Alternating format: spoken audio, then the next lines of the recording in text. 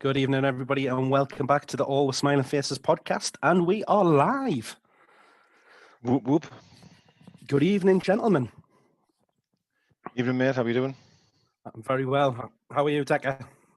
Well, the hangover's gone, just. I'm not joking. I was still hungover at about maybe 3 or 4 this afternoon. Like, my voice, I was on a call for work, and they were going, hang on, were you out last night? I went, no, the night before. I was out. But I'm all right now. I'm all good. How was you, Bestie? I'm not too bad, thanks. I obviously missed Saturday, so I had literally 3 bottles of beer all weekend, so I'm as fresh as a daisy. Good stuff, mate. It's all right. Decker more than made up for it for all of us.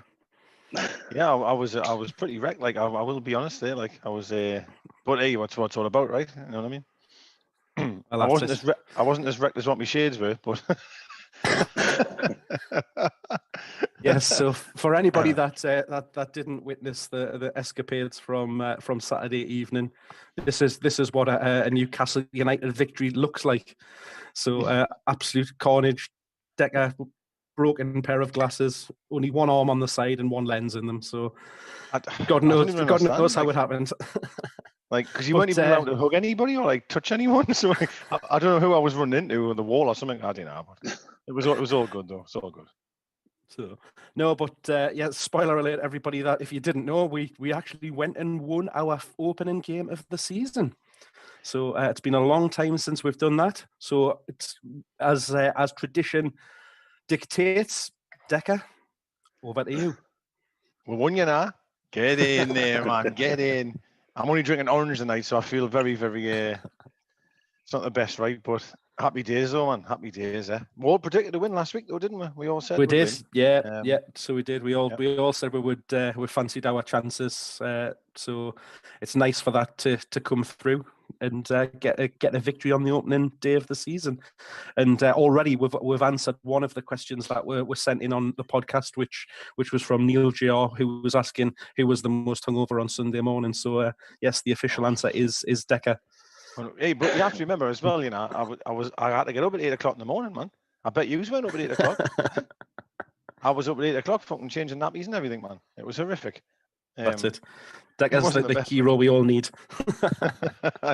No, it wasn't great. Like, but on the match, actually, I'm dying to speak to Bessie, like, because obviously with us being together, obviously we chat about everything. I just want to touch on the lineup. Like, what was your thoughts on the lineup when you seen it?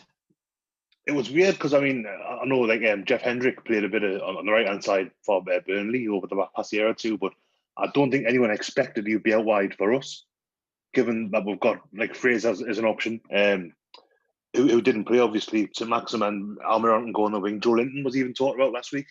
There's been a possibility on the wing. So it was when it came through, I was kind of watching on Twitter as you do, like, and people were trying to make sense of who's going where. Is it 3 at the back? Is it 4 at the back? We've got wing backs. Where's Hendrick? But yeah, it was a pretty straightforward 4-4-2, wasn't it? And it worked. I don't think many were expecting Carroll would start either. I certainly wasn't. I feel as if I'm doing him a bit of a disservice, but I've got this thing in my head that if he plays more than like an hour of a game, then he's going to be out for a month afterwards.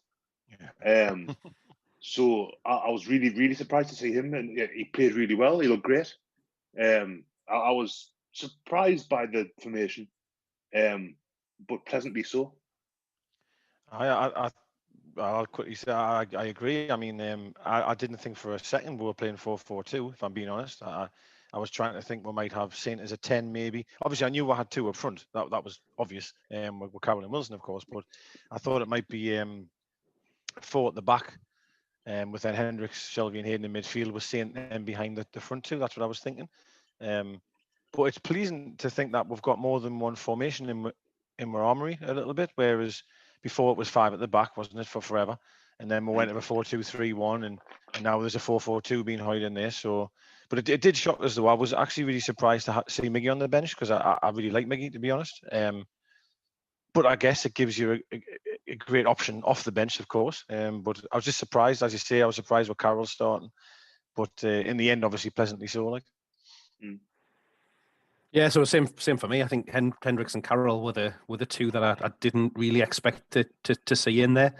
And just as you were saying, I think with the 4-4-2, it did, having that formation and the people that were had on the pitch did give with that little bit of flexibility to fall into that 4-3-1-2 and allow Maxi to get that little bit of freedom that he got at times, where he more so when we were hitting them on the break, where he would pick it up kind of in the midfield area and then break forward.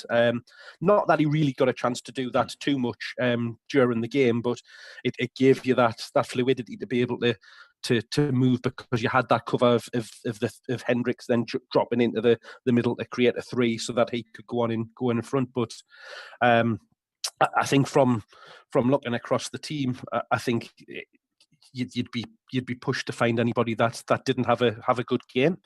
I agree there. Like I think I said this on the night. First of all, I thought it was amazing to see a game of football where we haven't relied on Dubravka for 80 minutes of a game, and it was really pleasing to see we win a game of football and not rely on Saint to just run, 100 miles. You know what I mean? It was a really balanced performance, and I thought that, I know we're going to get onto all these different players and stuff, but for me, I thought Manquillo was outstanding, like really outstanding. Yeah, 100%. And I thought Hayden was also fabulous in midfield. And they're two players that, if I'm being honest with you, I often don't give all that credit to. I've certainly Manquillo, I've never really said too much about him, but honestly, I thought he was brilliant. Like, and of course, the new players were as well. But I just wanted to sort of get that in early. That the overall balance of the team, I thought looked good, and it was. I thought Manquillo was tremendous. Like. Yeah, Manquillo was definitely my man of the match, and I think he's just quietly gone about business, hasn't he? He's not one that captures the headlines and stuff like that, but he was probably our first choice right back for the majority of last season, even the back end of the season before that, when he came in and played very well, and he has came in for a lot of stick at times, and he's just kept at it, just kept going, got his head down and got on with it. He's nothing fancy. But he does a good job, and I think he offered a bit of a foil for Hendrick as well, kind of going forward. The two of them, there was a couple of times where he kind of got into overlapping positions and stuff like that as well. But defensively, he was very, very solid as well. The overlapping was down both flanks as well. There was a few times. There was one, it was Wilson's header early on where I've just watched it about 20 minutes ago. There, and it was like 3 or 4 West Ham players on St Maximin. He's trying to do a couple of turns and a couple of steps, and he's just played the ball out to Lewis, and Lewis has put the cross in, and Wilson's put it over. And I was really impressed with Lewis. Even though he's only one of them, the debutant not to score, I thought he played the best out of the 3 of them. I thought he looked really, really good. Absolutely. And Mark, you just said there was one with it was one where Manquillo put a cross into the keeper's arms just ahead of Lewis. It was actually pretty poor cross in the end. But him and Hendrick put the ball over the top. We played a bit of a 1-2. Manquillo went down the line. Hendrick played. It was really good to see. It was, I mean, it's one game and it's West Ham are like really, really dreadful. Like, but it was a little bit reminiscent. It looked like I always go on about how Jose Enrique and Gutierrez link up. I love seeing that. I love seeing overlapping fullbacks, and that's kind of what we had. You could see it. Lewis technically wasn't overlapping because he was adjacent to St Maximin at best, but he was getting forward, getting the crosses in, and just looking good, looking solid. You're right about we're saying like every time he got the ball, I felt there was 3 or 4 players on him, but Lewis, as you say, was giving him an option all the time. He was relentlessly going forward, and it was nice to see both the fullbacks getting that high up the pitch. And to touch on, I know I'm going to jump forward just for a second, but Manquillo is the one that's up there crossing the ball for which ends up being Wilson's goal, the first goal. It's Manquillo that does the work on the right hand side. And it was Lewis he crossed one in where I think Wilson shot with his left foot, which I think hit the side netting or it was a bit behind the monitor. Yeah, and then as you rightly said, there was the second one was the header, all came from the left hand side. But as I say, the balance overall, I thought was really, really good. It really was, and it was really good to see. Like. Yeah, and I think as you've both kind of touched on there, West Ham, I think it kind of learned the lesson a little bit with St Maximin from last season, where obviously we know he had a huge impact in that game last season, and practically ran the show with them. it could have been a very different situation had it have been the same Newcastle that we've seen in the last season, where kind of we only seem to have one game plan, and that is to go through St. Maximin. And as you both said, kind of having those two fullbacks now getting forward and having an out left, and also the midfield working very well. It didn't mean that we had to rely too much on St. Maximin.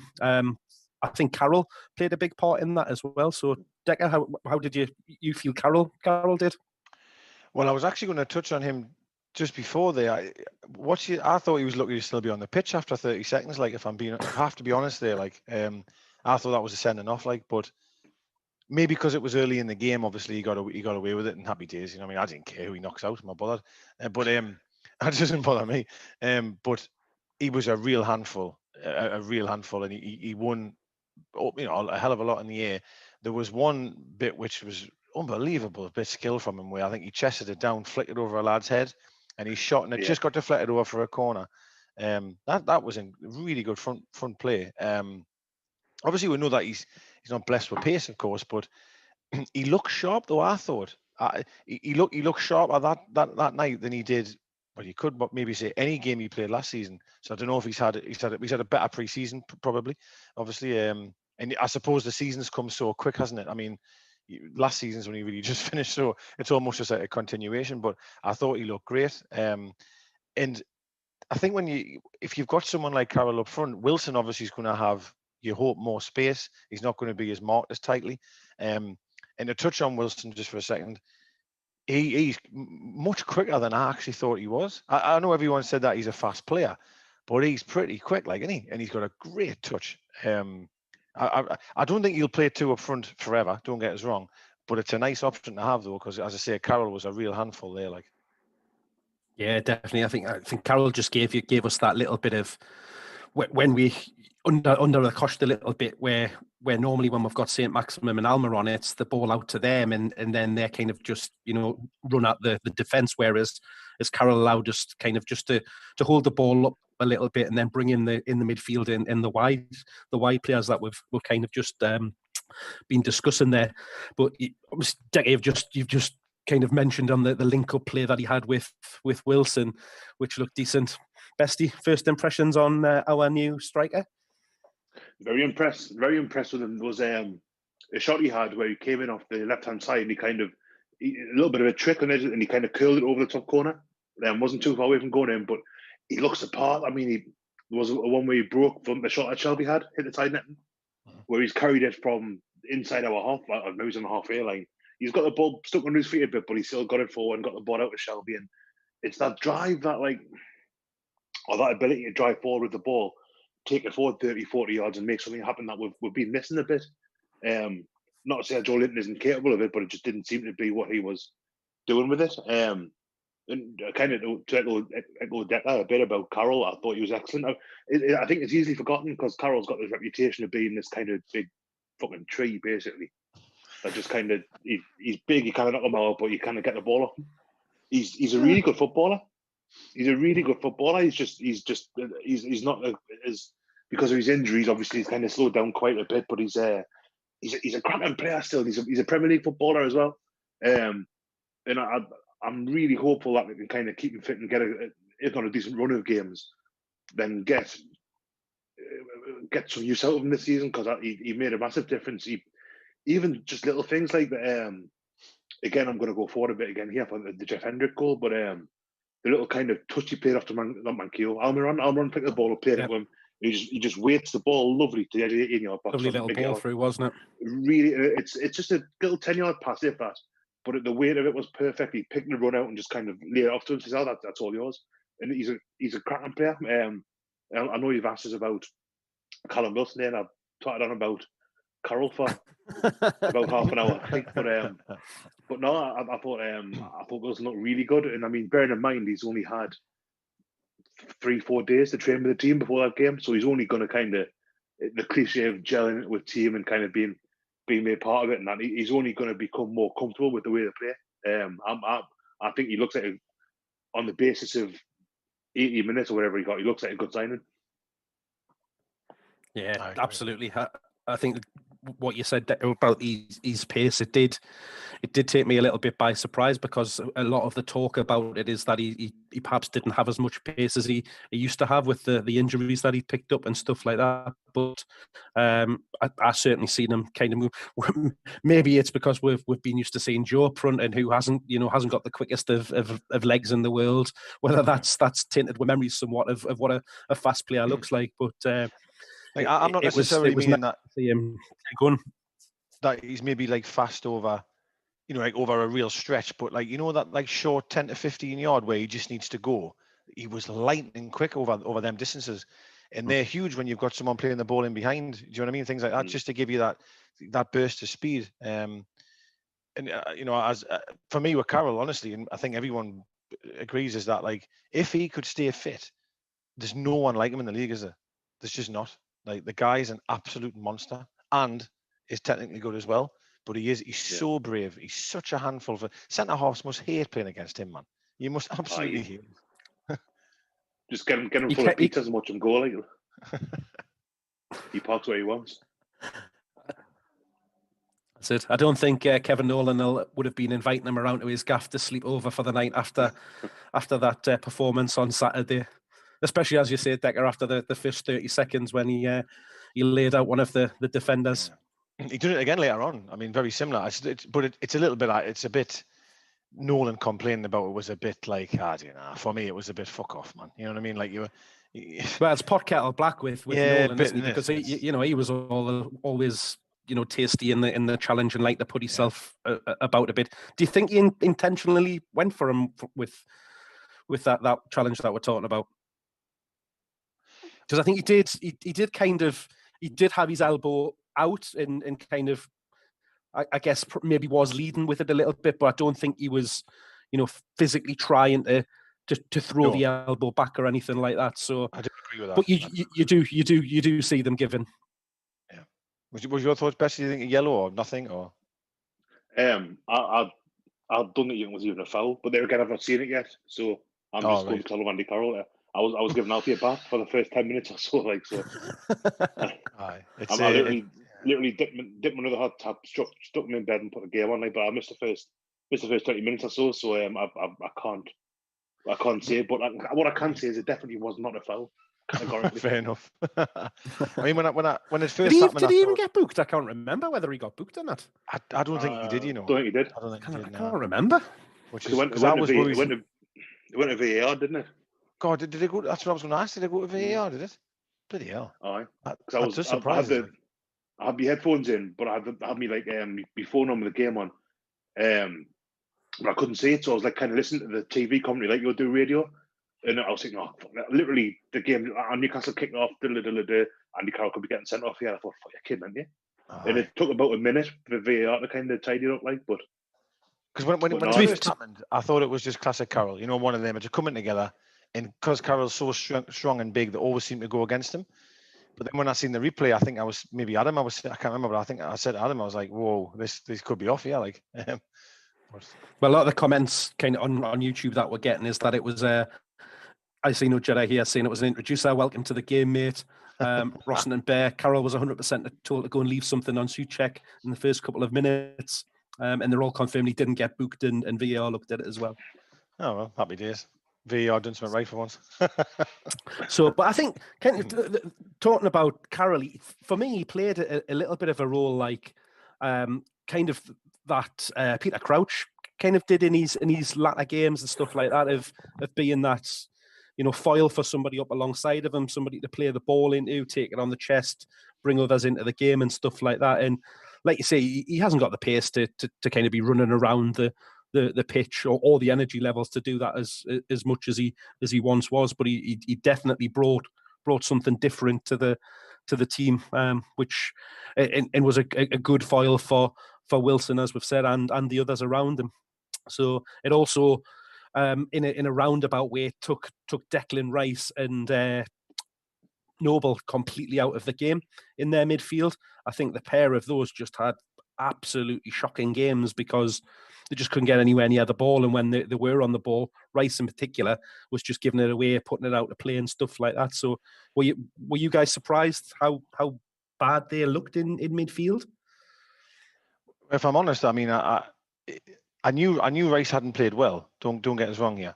But obviously, I'd seen something today on Twitter, which I don't really know why we're doing that, by the way. But anyway, we've got a highlight reel of Declan Rice being dreadful. And my God, he was dreadful. Like, I mean, literally looked like he hadn't played football before, passing out a play, losing the ball. I don't know. Has this little sort of beef came because of when he got picked ahead of Longstaff? And is that all it is? Yeah, It feels a bit seems to be where it strange to me, if I'm started. It's honest. because it was the Sean Longstaff thing. Like he hasn't. It's not like Rice has slagged us off or anything, or said like, do you know what I mean? Like, I think we played them not long afterwards, and I'm sure he scored and he made a bit of a thing of it with the crowd. Like, so you know, like when the slightest little kind of suggestion of disrespect, and that's a lifetime kind of. Yeah. That's it. It's a beef. I just find it a bit strange, if I'm honest. Like, just like there seems to be this not fascination. That's totally the wrong word, but like I don't know, this little bit of thing. But in fairness, here, I thought it was Hayden that was the person that totally outplayed him in every single way, positionally, effort, winning tackles. The one with Bestie mentioned before, where Wilson broke from the halfway line, Declan Rice just hangs on the ball a bit too long, and Hayden just smashes him, just takes the ball off a clean tackle, which then goes to Wilson, and then we'll break. And yeah, I thought Hayden was magnificent. I really did. And it's surprising though when you see Rice is an England international and he's a media darling for sure. It seems to be the media speak about him very highly constantly. But I thought Hayden bossed him for the full 90 minutes. Like, I thought Hayden did. Yeah, Hayden's got a few years on him as well, and he's got the kind of. He's forgetting how Hayden's been here. This is his 5th season, so he's got 4 years of Premier League, so 3 years of Premier League experience for us. And he's been around the block a bit as a kid. And he's kind of he's been written off a few times. Remember there was that thing where he apparently wanted to leave, and then he made his peace with the area, the club, whatever. And he's for a bloke who's 25, 26, he's quite long in the tooth. So he's I think I think Rice is a good player, and I've got no doubt he'll go on and be an England player in the future. Like, but he was terrible on Saturday. There's not really another word for it. Now I know the video that you mean, Decker. I've watched it as well. Like, in 1-1 Brighton, Bestie, yeah. 1-1 Brighton. Is that what you're watching there? Oh, sorry. I thought you were watching that. Sorry, my bad. I thought you were looking at the screen. No, I was. I just got it. It was not, but it wasn't that. And it's like a 2-minute long video in it, and it's kind of like you see. It's not as if it's one or two little things. It's pretty. He can't have done much else in the game. Yeah, I mean, he's not even under pressure. Literally, he's not even under pressure, and he's just kicking out a play and things like that. I mean, it's absolutely unbelievable. But touching on what you said about Hayden, I think, bearing in mind he's just signed a new contract as well for 5-6 years or whatever it is that he's done, that can only benefit him as well. Do you know what I mean? Like, his future is now secure. He's happy. He has to hopefully he'll get even better. Obviously, that's what you hope, of course. Yeah, I think the fact that Rice is young, playing down in the capital, he gets the plaudits from the press, doesn't he? Whereas, you know, little unfashionable Newcastle up in the north very often get forgotten about. We've had it, you know, with a few of the players when Longstaff was playing well. You had the rumours about Man United. There was rumours about England call-up. Shelby's probably the big one, where he had a really good season, and then was lots and lots of talk about being in the England squad, and then again nothing came of it. But when you mentioned another London player, Harry Winks, mate. I mean, I'm not going to make this slagging off of that people's players, like, but Harry Winks is another one which, because he's in London, Harry Winks is the best thing since sliced bread. You know what I mean? But yeah. It just goes to show, you know, that even, you know, having potentially, you know, unfashionable players is it isn't doing us any harm kind of on the pitch. You know, as we've talked about with Mankio and Hayden, they're just getting on with it and they're putting in good performances. People have described kind of Hayden as a 7 out of 10 player. You just kind of get that real consistent performance from, but every now and again he puts in, you know, a good 8 or 9 performance, and I think on Saturday was definitely one of those. Well, let's have a look at the kind of the 3 new guys that came in to the team. So Lewis, Hendrick, and Wilson. So how do we think the 3 of them kind of did? Any standout moments for you, Bestie? I thought Jamal Lewis was excellent, really, really promising. getting down left hand side. I listened to I think it was a Chronicles podcast last week, and they had a lad on from I think the EDP in Norwich, they local newspaper, and he was saying about how Jamal Lewis is defensively pretty solid, but doesn't give you a massive amount going forward. So I was surprised by how much we did get out of him, kind of as a threat getting forward, putting crosses in. We've mentioned 2 balls that he put into Wilson in the first half. I was very, very impressed with him. Like, really, for a young lad as well, who's who started the season a bit up and down, but finished that season really well. He looks like a great side in him. Like, I was really, really, really impressed. Yeah, I totally agree. I echo everything he says. Everything he said there, I thought. I mean, you're hoping that Lewis is going to give you. I've talked about this a few times in terms of upgrading in certain areas of the field. You know what I mean? And to have a left back that is willing and comfortable on the ball and willing to go forward with the ball, I mean, is a massive upgrade, right? And you could see that within the first 15, 20 minutes, man. The guy was just bombing on forward. And for me, that can only make Saint a better player because it's giving Saint support going forward. That's how I feel. So, yeah, I totally agree. Wilson really excites us. Honestly, really excites us. And you might laugh here, but his goal reminds us of Andy Cole, like just being in that area, just a little stabby leg, little finish, but he was in the right area at the right time, which is where I think we've been critical of Joe. He wouldn't have been in there. He just wouldn't have been. And that's because he's not a number 9. And well, I'll know that story. I'm not going to go down there, but I'm just saying Wilson looks like he's going to be in the right areas, and he's been in the league before. He knows what he's doing. Hendrick, I think, was the biggest surprise because I don't think anyone really. I don't mean to be awful here, but probably didn't want him in the team on Saturday. You know what I mean? When they seen the lineup, I think a lot of people's reaction was like, "Oh, bit surprised he's in." Do you know what I mean? But his performance was really good. More so second half, I feel. Second half, he really grew into the game. Hardly lost a ball. His finish was fantastic. I mean, the strike was very, very good goal. So yeah. Really so I've had a question in about Hendrick's performance as well. So Joe PFS 27 over on Twitter asks how surprised were you with Hendrick's performance on Saturday? So go on, Bestie. What surprises did he give you? I wouldn't say surprises as such, but just the fact that he was on the right hand side to start with. But because as I say, I kind of said earlier, like no one really that I saw expected he'd be played that way. But he just looks. I watched him play for Ireland after we signed him because I thought I want to get a proper look and see what he's like. And he did a lot of stuff like in the kind of the area between let's say, between the edge of the box and 30 yards. He kind of popped up a lot. He did a lot of support and stuff.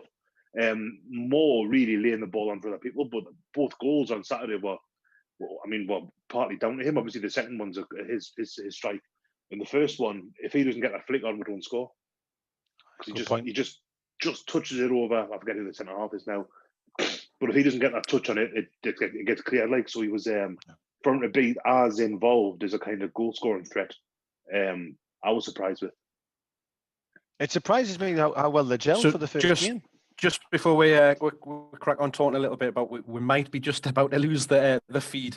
So we're getting a notification that it's just about to go down. So if it does go off, bear with us. We will come straight back onto the live feed, and we'll continue the chat around our new strikers and discuss the gorgeous Jeff Hendrick and more about Callum as well.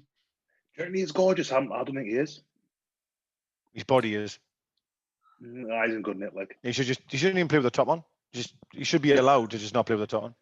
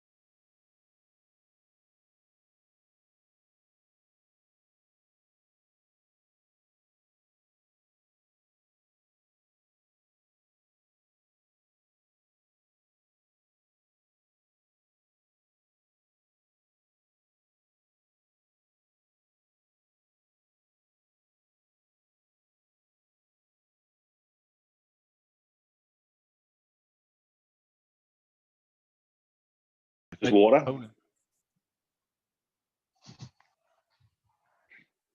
And we are back. So sorry for that brief interlude.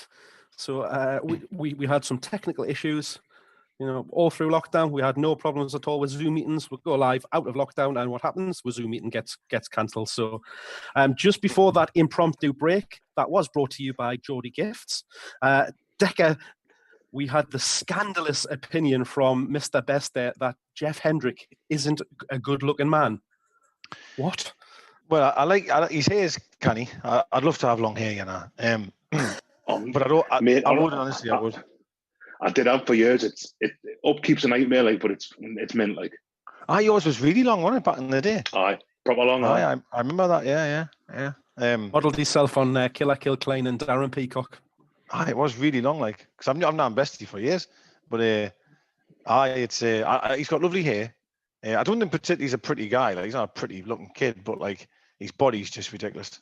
Like, when I seen that photo, as my wallpaper on my phone, man, I just couldn't believe it. Yeah, I think this is we talked about that photo last week as well, or was it the week before? We talked about his holiday picture. It is unreal, but we had a nice performance from him. As you said, he a bit of a quieter, feeling his way into the game in the first half, and then second half he really came to life. But a lot of the questions are rightfully so about our new striker. So we've got a few questions in about the performance that we're seeing on Saturday from our new guy. When I find it, we've gone. So Anth asks, does Wilson this season go on to beat Rondon's numbers? So Rondon, he's reminded, got 11 goals and 7 assists.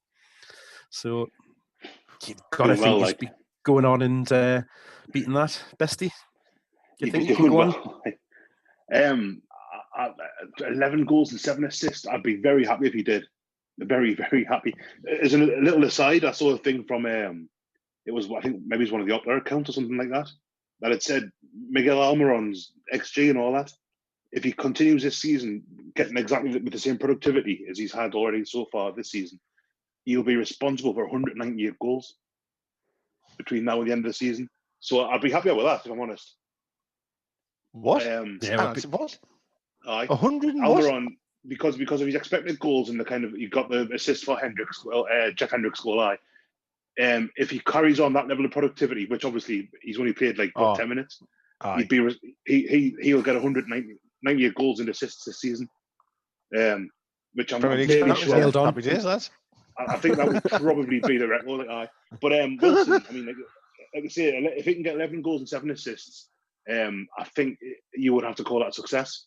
And I mean, I don't want to go on about Rondon, but he had a great year with the but you remember Rondon didn't really get going till after in November time after Halloween, because he scored his first goal where he had the poppy on his shirt, the Remembrance Day. So for the first couple of months he wasn't fit, didn't get going.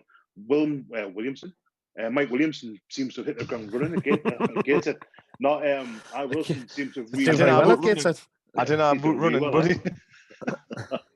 And I've seen a video of him doing little pirouettes and stuff. And I have actually, yes. You're right. Yeah, it looks like one of us doing it, just walking, just kind of doing step overs. But Wilson, I'd be delighted with that kind of output. It would be nice. I mean, he got off to a great start. It's always nice to get a goal on your debut, and obviously we had 2 debutants getting a goal with Hendricks getting the second, but. You don't often see strikers coming into a club and hitting the ground running in that way with a goal on your debut. So it's got to give him a lot of confidence going into the next few games, Decker. It has. In fairness, he had a couple of other chances. It wasn't like it was his only half chance of the game. That's a good return though from Rondon. 11 goals, you know what I mean? 7 assists. It's brilliant. Really good. I hadn't realised. I think I might. He might have just made those figures up, to impress with, but we'll believe him. I'm going to go with no. I'm going to go with no, and obviously I hope I'm wrong, of course, but I'm going to go with no. I think. Any particular reason? I haven't really got one for you, I'll be honest, I haven't really got one because I love him. He's a beautiful looking bloke. and he played really, really well obviously in that first game. But that's just some return, that though. 11 goals, and the assists. It's the assists I'm thinking of as well. I'm thinking that's Yeah. Well, that would have been all competitions, was it? Sorry, that one. I'm assuming so. Yeah, it's not going to be just Premier League, is it? So, no, I think I'll stay with what I said, and I think maybe not, but probably close though. I think maybe 8 or 9 goals. You know what I mean, and maybe 4 assists. Do you know what I mean? It'll not be a million miles away from it, I wouldn't think. I think I was hoping he gets 21 goals. I hope, of course. Yeah, I mean, I think for me, the one thing that kind of puts a little bit of doubt on his figures is of course we all know he's had some injury issues, and whether that may impact on his goal tally and assists in the season. But he certainly said himself when he joined that he'd definitely be looking to get into double figures, and if he wasn't doing that, he'd be very disappointed and would class it as a failure. So, that. He only basically needs to do that and get one more goal to equal Rondon's. But very good point from Bestie is Rondon didn't really get going until nigh on Christmas. We're not far off that now, but obviously we've lost a good month of the season from what we would normally have had. So I think personally from that performance on Saturday, with the players that we've brought in around him, potential to even bring in some more maybe. Obviously, we've got the transfer window open till the end of October, so we've still got a little bit of time to go there. Then it's given him every opportunity to go and get some goals. And does it just worry you, Bestie, maybe that we're pinning all of our hopes on him as being the main goal scorer, or do you think you'll thrive on that? I think going by the kind of the way he's conducted himself in interviews since he signed, he wants to be the main man, and he said, I think you mentioned last week, Mark, that he wants to disassociate himself from his goal tally last season. I think he got 6 or 7, and he says, "Nah, that's not me. I don't know what to do with that." So I think he has got the attitude, and maybe he seems to have the wherewithal about him that he wants to get the goals, and he wants to kind of he's happy with the responsibility and the pressure, as it were. The only concern for me would be fitness, and I mean I'm not saying that because I think he's particularly injury prone. It's just the way the games are going to be this season, how condensed the season is. You could have the fittest bloke in the world, and by March, if you have a cup run or two and 38 league games in however many weeks it is between now and May and the season, it's a lot. It's an awful lot that and don't forget he's going to be thinking about getting in the England squad for the European Championships as well.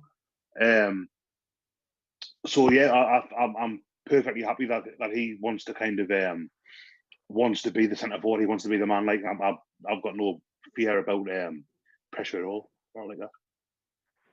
Yeah, very good point on the number of games that we've got to fit in a short space of time, and whether that fatigue and soft tissue injuries and stuff like that will be impacted. You would expect so, based on just what we've seen, not just from our club but all the other clubs at the end of last season, where we had to squeeze all of those games in, and particularly as you see over the Christmas time. So that brings us nicely onto the squad, and Bruce has said in his conference this morning that he is looking to move out a number of players. So he named Atsu, Aarons, Muto, who's looking likely to move to Spain, I think on loan for the season. Ibar, isn't it? Yeah, to Ibar, Lazar, and somebody else that's escaping my mind at the minute now. Wasn't it? Yeah, that was it. Henri Savay. So, so he is looking to shift those guys out. So, you would hope with making that space in the squad that potentially gives us the ability to bring in another bit of business, whether that be loans or permanent deals. So there was rumours in the back end of last week that we'd had another big bid rejected for the midfielder, who's, I can't remember his name now, but the one I think was the same one that we tried to sign in the last window, and it was turned down. So 35 million. Yeah, that was last January, wasn't it? That we tried to do that one. So someone stole his Ashley's fucking bank card. Yeah, there's no way I didn't believe it. I just didn't believe it. I mean, I know it come from quite a decent source apparently as well that I'd been rejected, but I just cannot say you're spending 35 million like on a player when we've went and spunked 40 the year before on someone. Do you know what I mean? I don't know. I just can't say. I think what I will say though, we'll have to get rid of them bodies. You think of the wage budget, you think of the numbers. You've only got a 22-man squad or whatever it is, so you have to get rid of them. If we can get rid of Save and Yamutos and all of them, happy days. If someone's going to take them, Yeah, I agree. It'll probably only be on loan. I mean, by the sounds of it, no one's going to take them permanently. But if you can get them off the wage bill for a season, it means you can bring someone in for a season. Position-wise, what's your thoughts on what do you think we need that's remaining of what we've got? What do you think is the position we need to strengthen on? Yeah, well, that was a question in from Ross and Bear on Twitter as well. Is that he thinks we'll see one more low signing in this window. So he was asking again what position you would like to strengthen. Also, Callum Lewis is the same as well. Do you think Newcastle are finished in the transfer window? Who would you like to see in? Another second striker or another centre back would be his shout. So, Bestie, where are you looking to strengthen if we can get another bit of business done? well, firstly, I've been calling Callum Wilson, Callum Lewis for like the last week and a half. So that Callum Lewis asking that question's completely thrown me. Like,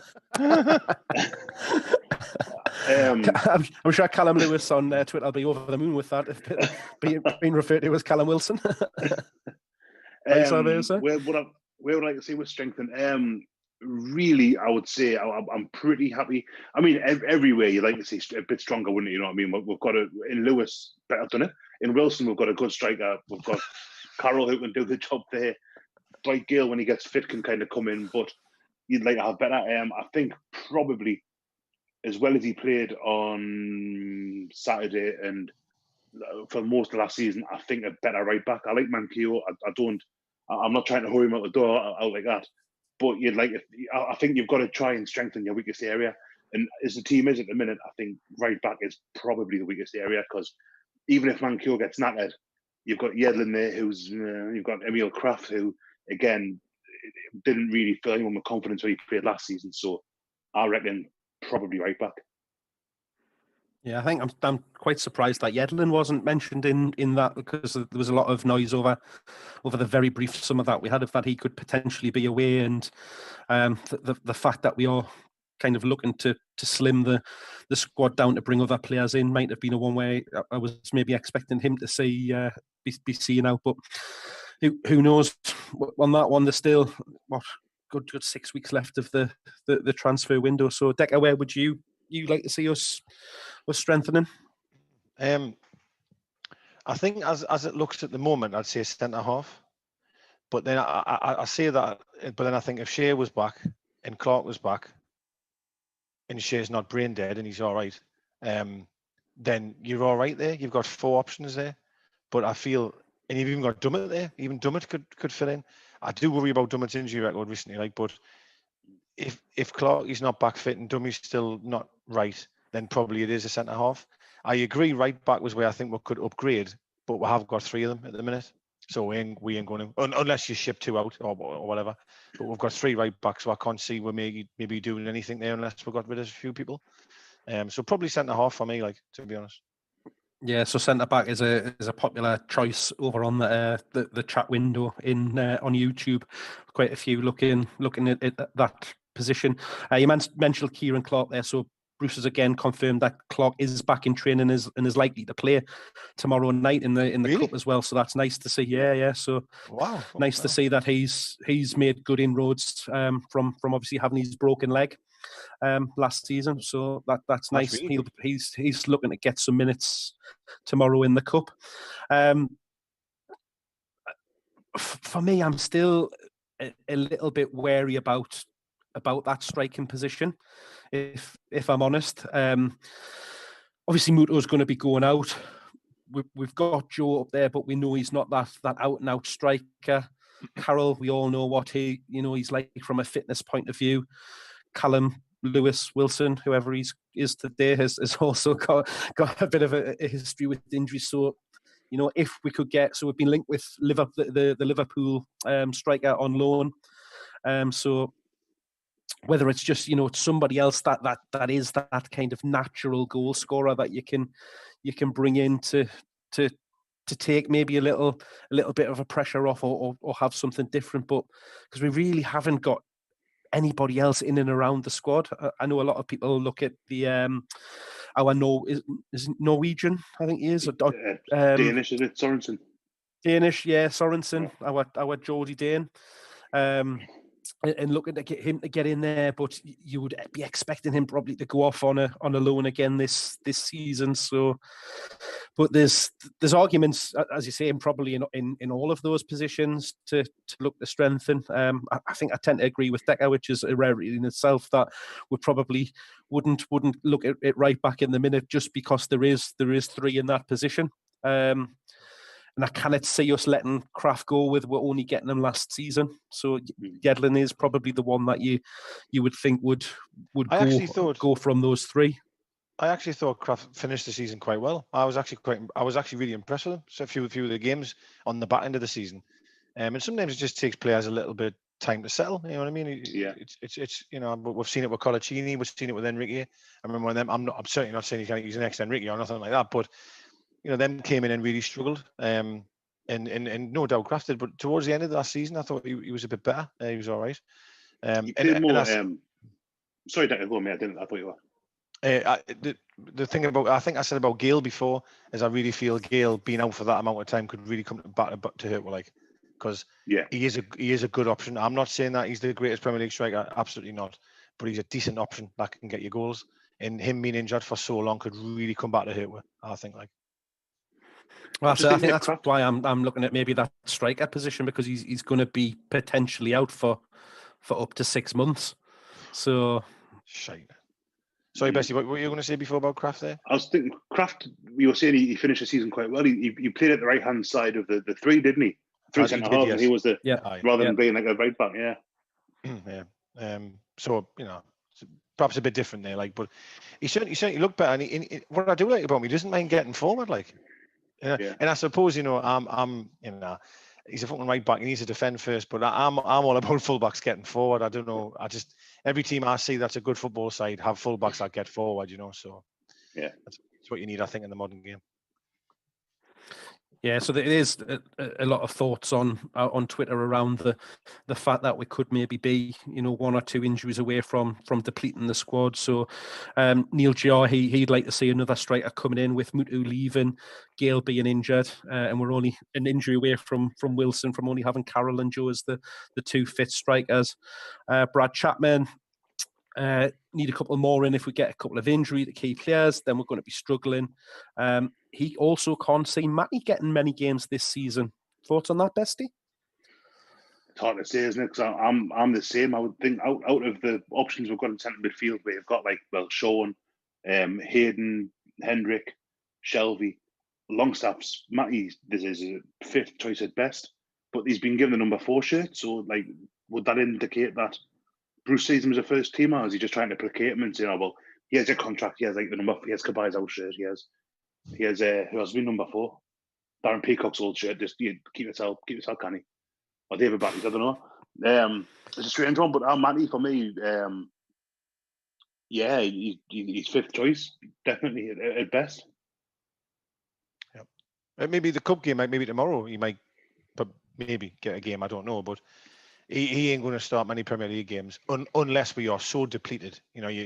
Shelvey's injured, Hayden's injured, and you're really, really struggling. But I can't see him getting that many games. But I'm sure the debate, from what I had been reading, was that from signing a new contract was game time. Wasn't just about money; it was about game time. So it'll be an interesting one to see how that plays out.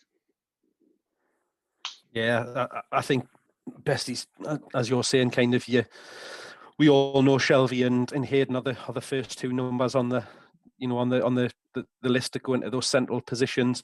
You've got Hendrick that'll go in there now once we kind of get Fraser fit and out on the right or left, and having those 2 swapping positions with St. Maximum as well. So, but it's just nice to have those options, isn't it?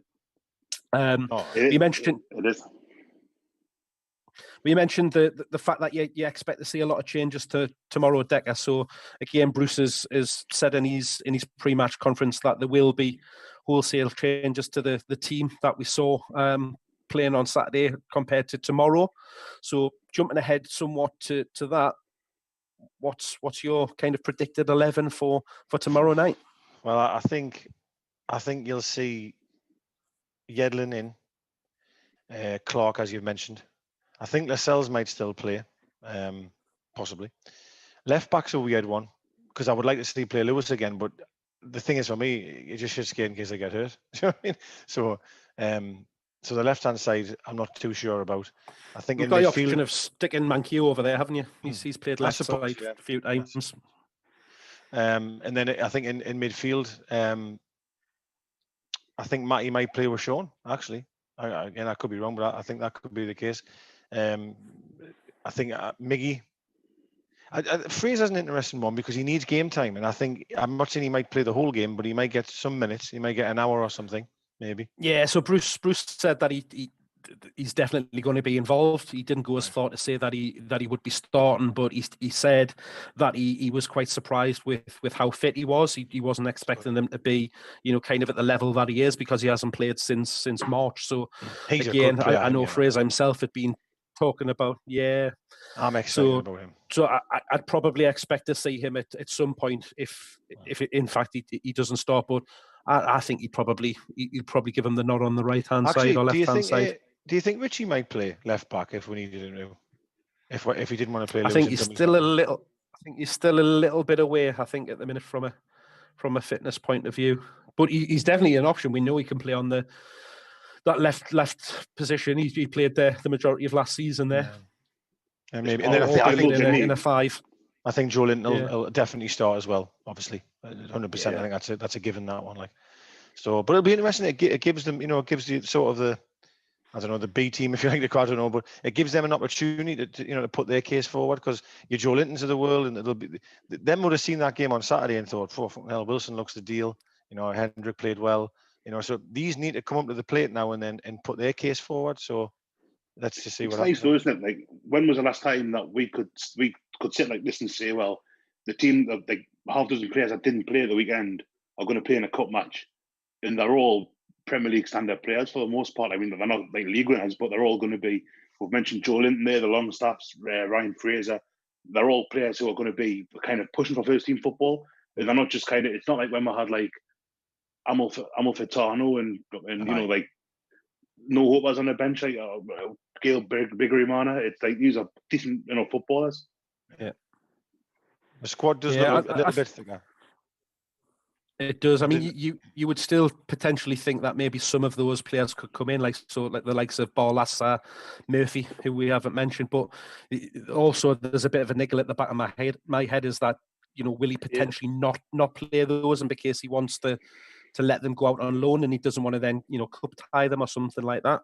Murphy's a good shout. That would come in. We think. I think Murphy's a good shout there for them. I do when you just said that. I'd love to see Murphy come on and absolutely tear it up. Is that so?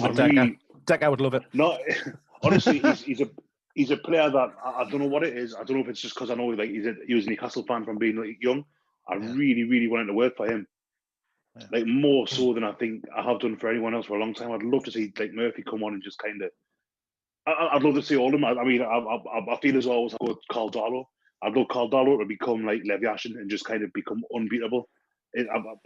But Murphy's the one for me that I'd look because he's quick, he's exciting. If he can get, just get better, be better at football, and it'll be great. I love his pace. Like I do like any player with pace. I just, as I've said about Murphy a few times, it's just a quality that he lacks. Yeah. But and I'll say it again, and I've said it so many times. I still believe he came on in games at home, especially late-ish on, didn't really change the game, and the fans really got on his back, and he struggled with that massively. Whereas hopefully, no more so than you.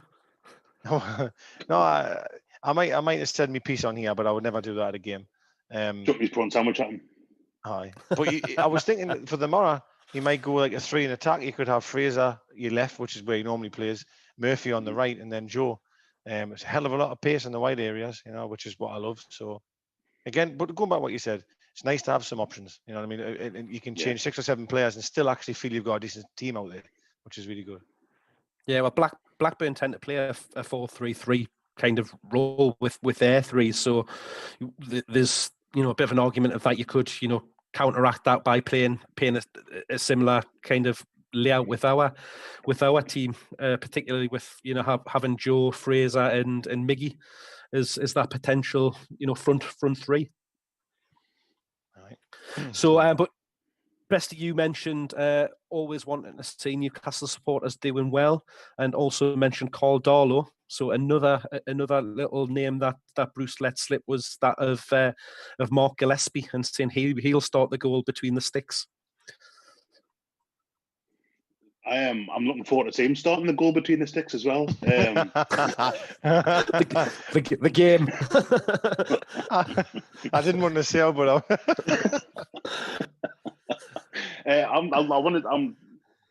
I thought Darlow did. There was nothing that Darlow did on Saturday that I thought was worthy of criticism. I thought he was cracking. He did not. The save at the end that from Yarmolenko, he did really well. Kind of, you could argue, you could push it way a bit further, but no, I thought Darlow played really well on Saturday. Gillespie, why not? I mean, it's just how I know he's hardly a Hall of Famer, but Rob Elliott started off the League Cup and ended up becoming a pretty steady Premier League goalkeeper for a few years. Made his debut away to Forest with Sammy and Sylvain Marveau and a few others. So I give Gillespie a game, see what he's about between the goals or between the sticks in the goal. Do you think anyone, because when people say that we don't take the cup seriously and all this type of shit, do you think if he plays a weekend side, do you think that fans will kick off and go, oh well, yeah, we'll go again? Someone will. Yeah. Someone definitely will. Undoubtedly. I think out of any time to do it, this COVID situation, this just entire shit situation is the time to do it. You're going to have to play a different side. You cannot be playing because the games are coming so fast. You're going to have to and that's what a squad's for, right? That's what a football squad's for, is to absolutely. That's what it's about, right?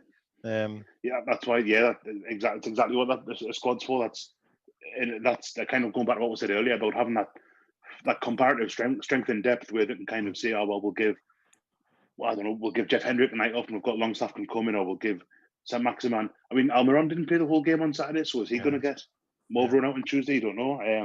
I felt dead sad about that.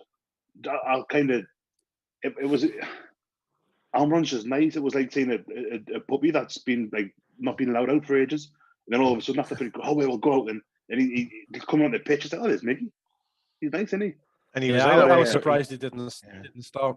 Yeah. He did brilliantly for the goal, for the second goal. He did really well. Really well. I mean, I feel like dead sham for criticising him, but I thought he could have done better with that one when he broke towards the end. Actually, I think it was immediately after the Darlow save. Or might be in the Jeff Hendrick handball thing. Where it got cleared upfield and he kind of brought away, and I think in the end the defender got across. But if he is going to play from the bench, which I don't suppose he is, but it's just you can kind of see the thinking behind, right, they're going to be knackered after a pretty short pre-season, the way the last 6-7 months has gone. Someone like Almiron with fresh legs is going to be able to kind of really cause problems, and he did. Like I say, got the second goal, had that chance. And yeah, I wonder what kind of part he might play Tuesday night. Yeah, I think Almiron's nailed on to be a starter and play the majority of that game. But as you just said, Bestie, what an option to have to bring him in off the bench because of the fact that he brings all of that energy and he's just not scared just to get the ball and just to run at the defence, and just defenders don't like that at all. So definitely a good option. He's so hard working. Yeah, he's a really, really good little footballer. So predictions for tomorrow night. What do we think? Decker, go to you first. I'll go 2-1 us. Yeah, 2-1, and I think Joe will score. Bold prediction. I think 2-1 as well. I think when you first asked there, Mark, I was thinking 4-5. But there's always a bit of after the Lord Mayor's show in the way you get not brought back down to earth necessarily, but where like maybe his reality hits in a little bit more. And Blackburn aren't a dreadful side. Like we seem to get them in every couple of years. Like so, it's almost like they're really friendly. But yeah, I think did we play them last year, or was it the season before? I remember we played them at home. We played them Ewood. away. I remember Sean Longstaff played away at the Ashley watching it upstairs. We did like a live thing. Did he score, Longstaff? I did. He scored a deflected. Yeah, deflected. I think, and then we played them in the cup at Ewood Park. God, actually, no, it is. I think 9 years ago now. Like, so maybe it's not a regular. Just I'm getting older. Is that when Louis Saha scored? I was at that one as well. As it happens, like no, this one was. It was we got beaten at the last kick of the game in extra time. Got beat 4-3 or 3-2. Kabay scored a free kick on like 90 minutes plus 4 or something like that. Yeah, 2-1. I think 2-1. I was at that one. It was a good night. I was clattered. I was absolutely clattered. I mean, Taylor ended up sticking. There was a bloke on a bus to sleep in front of it. So we bought some midget gems from I think T-Bay, and we're like sticking them to his head. Bless him, he probably was quite cross about that. But that game we were 2-0 down, weren't we? When we scored 2 in about a minute. Guthrie scored and Kabay scored, and then went to extra time. But then Samba scored and we got beat. But anyway, such is life. But I think 2-1. I think we'll get past them, but I don't think it'll be. It'll not be a nice, easy kind of just brush these lower league teams aside. Like it'll be a tough game. Yeah, I think kind of touching on what Decker you said there. I think it's got the potential to be a bit of a banana skin. With us seeing wholesale changes to the team that were put out. I think if we went with the team that we had out on Saturday and played the way that we did, then absolutely we could hit 4 or 5 bestie like you've just been saying there. But does making all of those changes upset the apple cart a little bit? Bruce seems to think it won't. That we should still have more than enough to get beyond and get past them. But it'll be an interesting one to see how it plays out, because I think Bruce is had a little bit of credit, which is unheard of, kind of from the performance at the weekend. So it would be nice to see that continue into Tuesday and have another win and victory, because there's been lots of talk about him getting the tactics and the way we played spot on, which you just never hear it, and not only from pundits, from actual fans as well. So it would be nice to see that. But as you said, if heaven forbid it doesn't go to plan, then you can absolutely guarantee he's going to be getting a pelters. It's the way Twitter and social media works, isn't it? It's just fucking stupid, but yeah.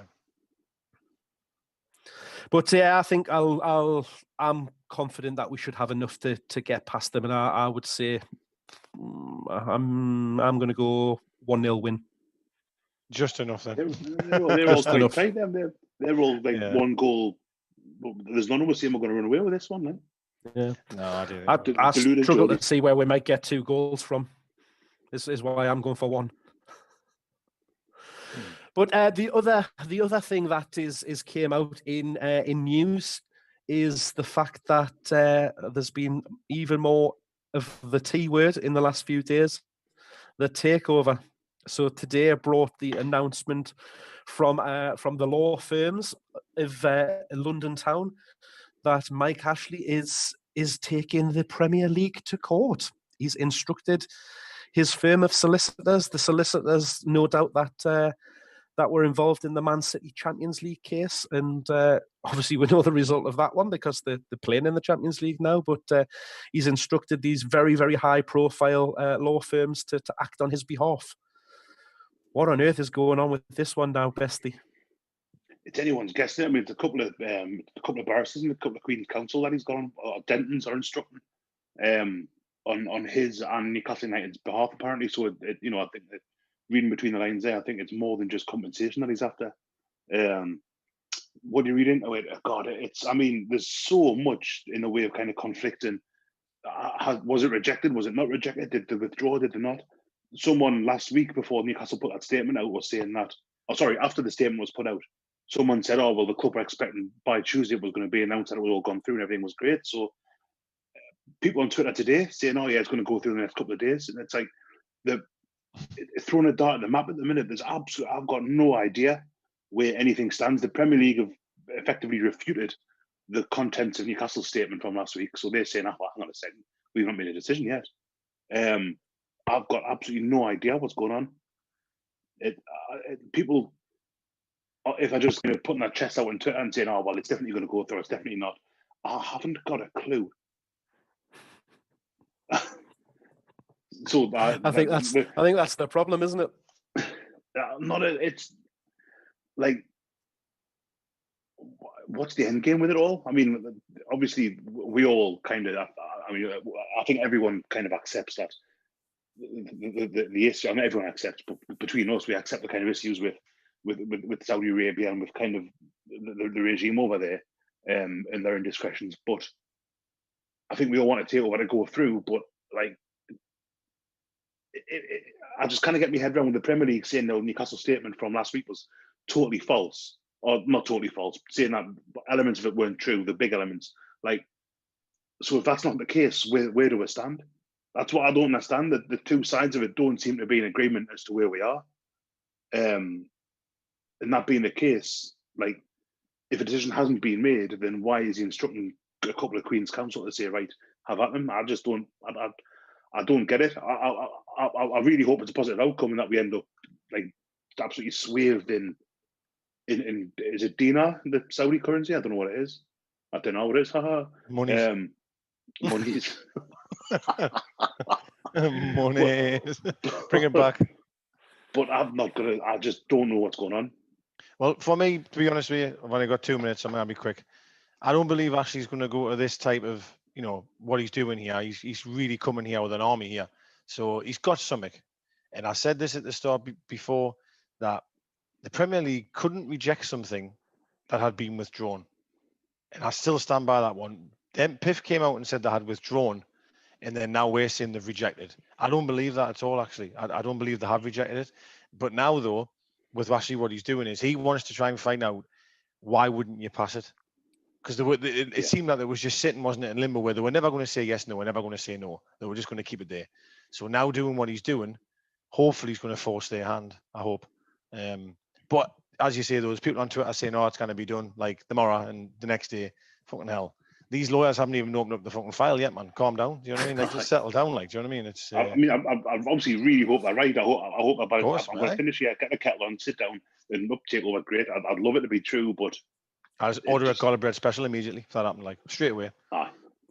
Straight away. Yeah, I think the thing with this takeover is it's going to be a suck it and see with it, and thankfully we've got our expert Shell on the case, so she'll be taking a look at that. But yeah, it's going to be a case of watch this space and let's see what happens. But that's all for tonight. So once again, thank you for everybody for tuning in, sending all of your questions over. Hopefully we've been able to suitably do your service justice from Saturday, and you've all enjoyed that. But thank you to our sponsor, Geordie Gift. Thank you to Mr. Stephen Best. Thank you very much, Mark. I've got to say thank you to Mickey as well for giving us some Wi-Fi tips. Yes, Mickey Egg sorts the Wi-Fi out. Everybody's amazed with your Wi-Fi. Decker, thank you for tonight. Cheers, mate. Thank you.